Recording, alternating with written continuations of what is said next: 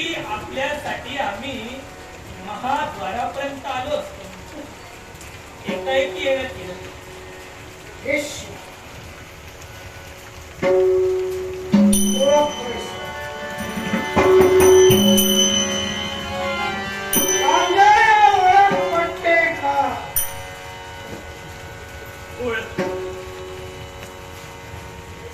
काशी नरेश यांची कन्या अंबा.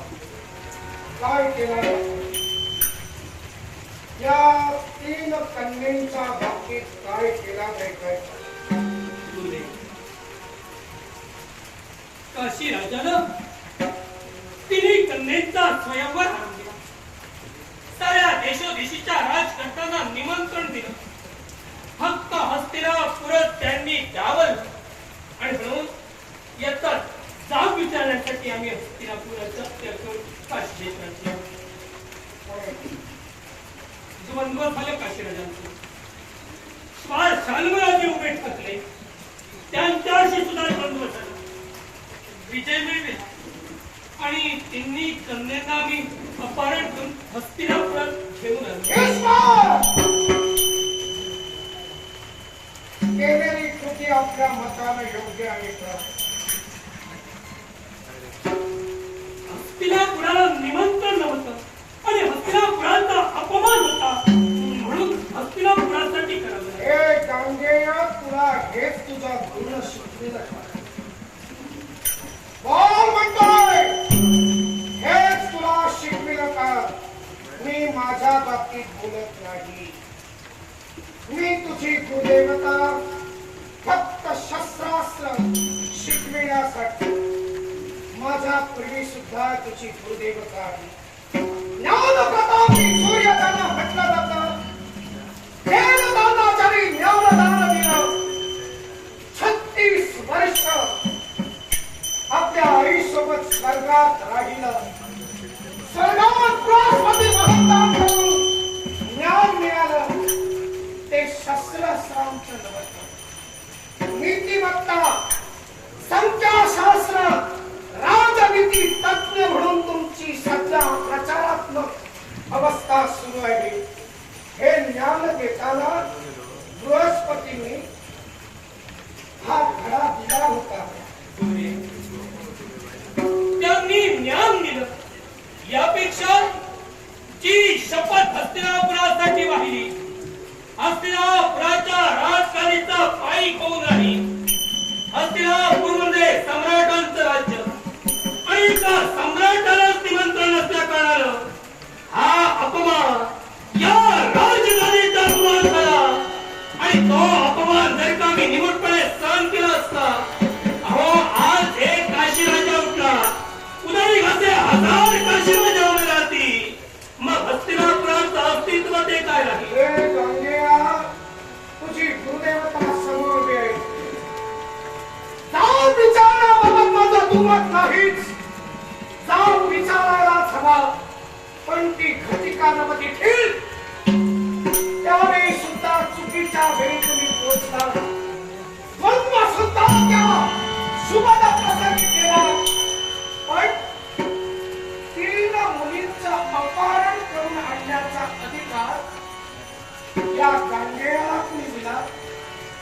गुरुदेव, 3 मुलींचं अपहरण करून आणण्यामागचं हेतू भाव काय? एकच. कामकर हस्तिनापुराच्या युवराजाला विवाह योग्य असून सुद्धा निमंत्रण नाही आणि केवळ विवाहासाठीच या विचित्र वीर्यासोबत विवाह करण्यासाठी या गांगेयानं त्यांचं अपहरण केलं. मग गांगेय विचित्र वीर्याशी अंबिका आणि अंबालिकेचं लग्न झालं. सुखात नांदतायत. मग शाम राजांपर्यंत पोहोचलेल्या अंबेसाठी अंबा माघारी आली. शामाने स्वीकार केला नसेल, पण आपलं पालकत्व होतं. अपहरण करून त्या 2 कन्यांचं लग्न विचित्र वीर्याशी झालं. त्याचप्रमाणे अंबेचं लग्न शालवांशी प्रेमाशी लावणं गरजेचं होतं. तेव्हा तुमचा सन्मान कुठंतरी बाजूला ठेवायला हवा होता. तुमचा शासक पदाचा अहंकार कुठंतरी बाजूला ठेवायला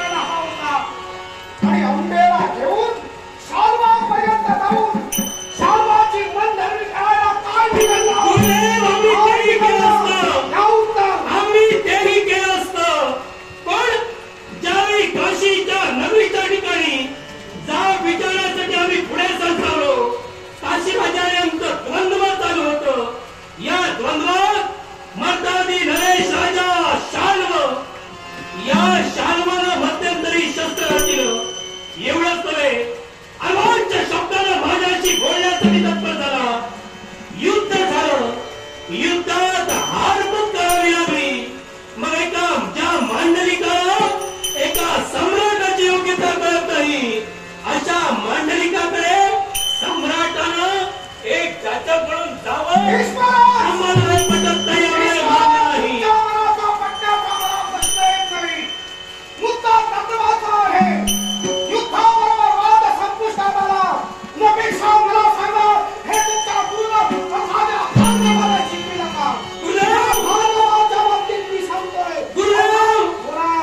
लहान तोंडी क्षमाने मोठा घास येतोय क्षमा करावी.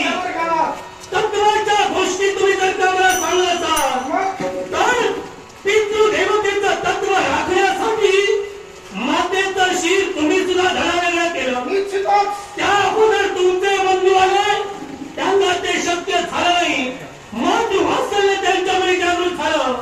क्षणार्धात तुमची पितृ देवता म्हणजे जमदग्नी यांनी त्यांचा शेवट केला. पण केवळ पितृ शब्दासाठी आणि पितृ स्वाभिमानासाठी तुम्ही जर का मातृदेवतेचं शीर धडावेगळं करू शकता तर हस्तिनापुराच्या राजधानीसाठी मी काया कन्यांचा प्रयत्न करू शकत नाही. शाबास! तेव्हा माझ्या आईचा शिर मी पुरविलं म्हणून मला दोषारोप देतोयस. हे भीष्मा, मी तुझा गुरु आहे. कदाचित विसर पडला असेल ती रेणुका मध्ये कोण होती आणि त्या रेणुका मातेचं शिर फळापासून वेगळं झालं. त्या पितृ देवतेंकरवी वरानं या भार्गवानं आईला पुनर्जीवित केलं. मी आईच्या तत्वाचाही सन्मान केला आणि आईनंच मला क्रोध मारून घ्यायला सांगितलं म्हणून क्रोधही मागितलं. मग सांग, मी माझ्या आईला पुनर्जीवित करून घेतलं. मग या आंबेचं अपहरण करून तेव्हा काशी राजांना शाल्व राजांना आपली पायाकडे जागा आहे, हस्तिनापुराच्या पायाकडे जागा आहे दाखवल्यानंतर तत्ववाद मिटला. मग तिला न्याय का मिळाला नाही? तिला न्याय मिळण्यासाठी मी माझ्या आईला पुनर्जीवित केलं. तुम्ही तत्वाला कुठं बांधिलं? मी तिला न्याय देण्यासाठी पूर्णपणे खरा उतरलो. जर का अंबा भीष्मापर्यंत आली, शाल्वा सोबत माझं प्रेम आहे हे सांगितल्यानंतर जर का मी तिला जबरदस्त दिलं, हस्तिनापुरात गुरुदेव ठेवली असती, मला माझी चूक माफ शाल्व राजाची बदनामी करणं आणि मी क्षत्रियाबाबत बोलत होतो. भीष्मा काय म्हणालास की शाल्वासमोर शस्त्रहीन माझ्या समोर झाला. त्या शस्त्रहीन झालेल्यापर्यंत मी जाऊ नक्कीच. हा स्वार्थ गुरुदेव, मग तुम्ही मला सांगा, मी म्हणतोय मातृ पितृ देवतेचा अपमान तुमच्या झाला. मग तो मातृ पितृ देवतेचा अपमान सहस्त्रार्जुनानं केला.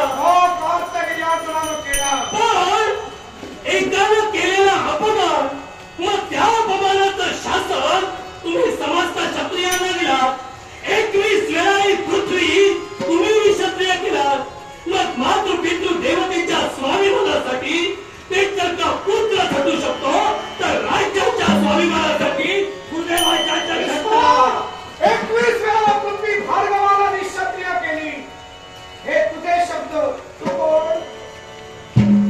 मी सुद्धा क्षत्रिय. तुम्ही जन्माला कसे आलात? निक्षत्रिय करणं म्हणजे पृथ्वीवरतील सर्व क्षत्रियांचा जीवनाचा सर्वनाश करणं. मग क्षत्रिय तुम्ही कसे जन्माला आलात? मी केलेली कृती कृतयुगातील आहे आणि कृतयुगानंतर केवळ अयोध्येच्या ठिकाणी रामापर्यंत माझं जाणं झालं. त्या रामापर्यंत माझं जाणं झाल्यानंतर रामाचं माझं द्वंद्व सुद्धा झालं. या द्वंद्वात त्या रामानं एकच बाण द्या या भार्गवाच्या छातीवर सोडला. मग त्या रामाजवळ माझ्यासमोर राम जिंकला म्हणून मी वंदना करतो, मी शरणागत जातो. मग या भीष्माला तत्ववाद विद्यानंतर शाल्व राजा एका मुलीच्या आयुष्यासाठी जायला काय थोडं मानलं होतं?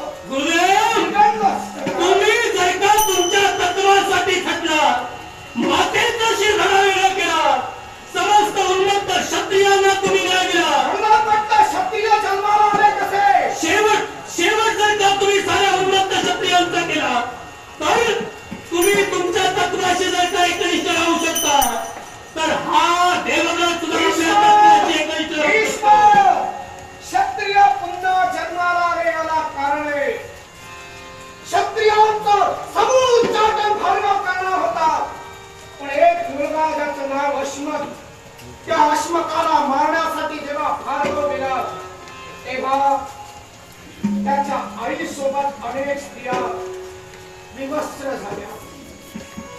नग्न अवस्थेत त्याच्या अवतीभोवती गोळा करून गोळा झाला, गोलाकार करून राहिल्या. तेव्हा भार्गवाला शब्द दिला, नारी शक्ती हा विश्वात महान आहे. थांबा! भार्गवाचा क्षत्रिय राजस थांबला आणि शब्द दिला, ज्या नारींनी त्याला कवच घातलं, म्हणूनच या अश्वकाला या विश्वात नारी कवच म्हणून म्हटलं जाईल. आणि या नारी कवचानंतर या विश्वात क्षत्रियांची उत्पत्ती झाली. त्याला सुद्धा जबाबदार एक स्त्री होती, कारण याच सर्व स्त्रिया हिंगुळा देवीला शरण गेल्या होत्या, हिंगुळा देवीला प्रार्थना केली होती. या भार्गवाचा माधावर मग मी स्त्रियांसाठी केवळ जीवनाचं बलिदान त्या नारी कवचाचं त्या अश्वकाचं दिलं. माझी प्रतिज्ञा तिथं थांबली. मग या भीष्माचा अहंकार का म्हणून हत्यारासाठी आणला? एका स्त्रीला मी योग्याचा न्याय केलाच. ज्यावेळी शाल्वराजाची वाट आमच्याकडे आली, आम्ही अंबेला मुक्त केलं. शाल्वरी त्याचा स्वीकार केला नाही. दोष त्यांचा, अपराधी तुम्ही मला ठरवू नका. अपमान केल्यामुळं तसं पाहिलं तर तुझ्यावर सुद्धा पाप आहे, पण पाप का क्षमलं जाते?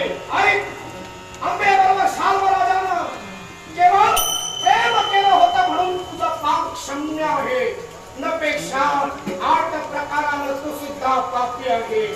अपहरण करता आहेस, राक्षस विवाह, हा राक्षस पिशाच विवाह अपहरणासाठी योग्य ठरतो. तेव्हा तुझा टाप बाजूला झाला म्हणजे अंबेला विश्वास ठेवला. ती निष्कलंक आहे, तिला कुणी स्पर्श केलेला नाही हे सांगणं शाल्वापर्यंत जाऊन तुझा नैतिक कर्तव्य होतं. ज्यावर शाल्वानं अंबेवर प्रेम केलं, त्या अंबेच्या शब्दावर जर का शाल्वाचा विश्वास नाही, त्या प्रेमावर जर का शाल्वाचा विश्वास नाही, तो शाल्वा अंबेबरोबर संसार तरी कोण करते? तू सुधारणारा नव्हेस, तू सुधारणारा नव्हेस. आईची हत्या केली म्हणून या गुरुला पासून बोललास. अरे एका सरण्याला अरे काही त्याची चूक नसताना तेव्हा त्याला काट्याने पोचलास. त्या सरण्याला तुला शापानं जर्जर केलंय. भोगशील कर्माची फळं, पण या भार्गवाला बलिल्या गेली. या अंबेला मी केवळ न्याय देणार. मग तो न्याय भरे भीष्मा तुझा शिरात ठेवणार असता तरी निष्क्रिय वृत्ती करून सुद्धा पुन्हा क्षत्रियासाठी हे खडक घ्यावं लागलं तरी चालेल. गुरुदेव, हस्तिनापुराच्या स्वाभिमानासाठी आतापर्यंत थकलेला भीष्मगंगेय एक वेळ तुमच्या हातून मरणाला तरी पत्करेल, पण केलेला शब्द, केलेली कृती ही तू भीष्मा गुरुशिष्य संवाद संपला. मर्यादा ओलांडल्याच्या गुरुच्या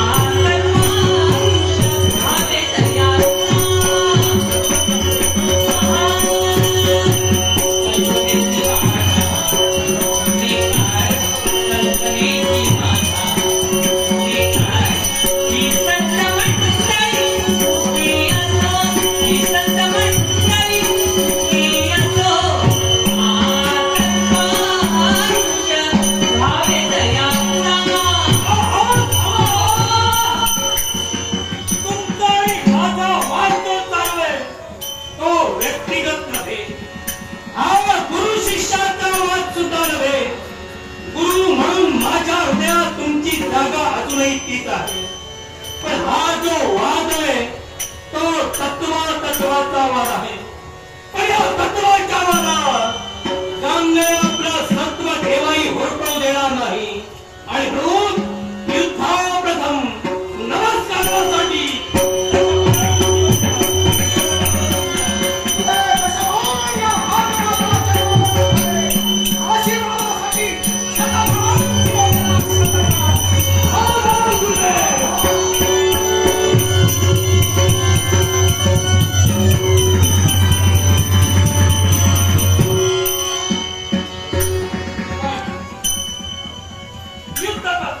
प्रभाव निर्मूल न करी ऐसा गुरु कशाला हवा.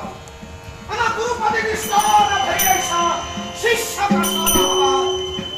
तसा पाहता गुरुनं केवळ शिष्याला समजावून त्याचा काही उपयोग झाला नाही. पण मला पाहायचे आहे या शिष्याला नामोहरण करताना केवळ मंत्र विद्युलता मंत्रमुक्तम पाणिमुक्तम मुक्तामुक्तम तथैव च अमुक्तम च धनुर्वेदे चतुष्पाद्यस्त्रं निहितम् आदानं संधानं मोक्षणं विधिवक्त्रं स्थानं पुष्टिः प्रयोगच्च पायचितानि मंडलम्. 10 धनुर्वेदाचे पाय, 4 हात, 2 अस्त्रविद्या. गुरुदेव, शस्त्रयुद्धाला पूर्ण विराम द्या. अस्त्रयुद्धाला आरंभ करता आपली योग्यता आम्ही जाणतोय आणि म्हणून दिली आम्ही आपल्याला संधी. या कामगाराला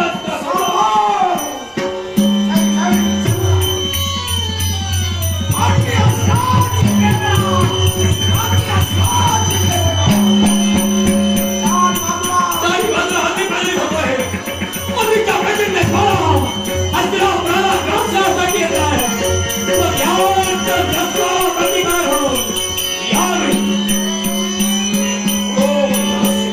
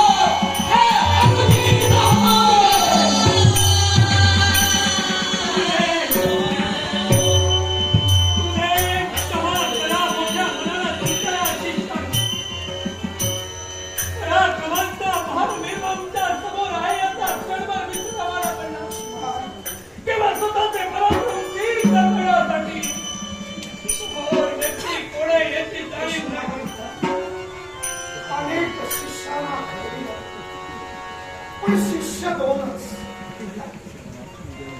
एक ज्याला मी मार्गात हाताला पकडलं, लाकूड गुंजाकडे होता, तो माझ्या कायम सोबत राहिला, त्याला नाव घेतलं. आणि दुसरा माझा शिष्य सोडला, तो म्हणजे माझा शिष्य म्हणजे भीष्म होय. कारण अरे गुरुला सन्मान करे, गुरुची मान कधी उंचावते, गुरुच्या अंगावर मुठभर मांस कधी येतं,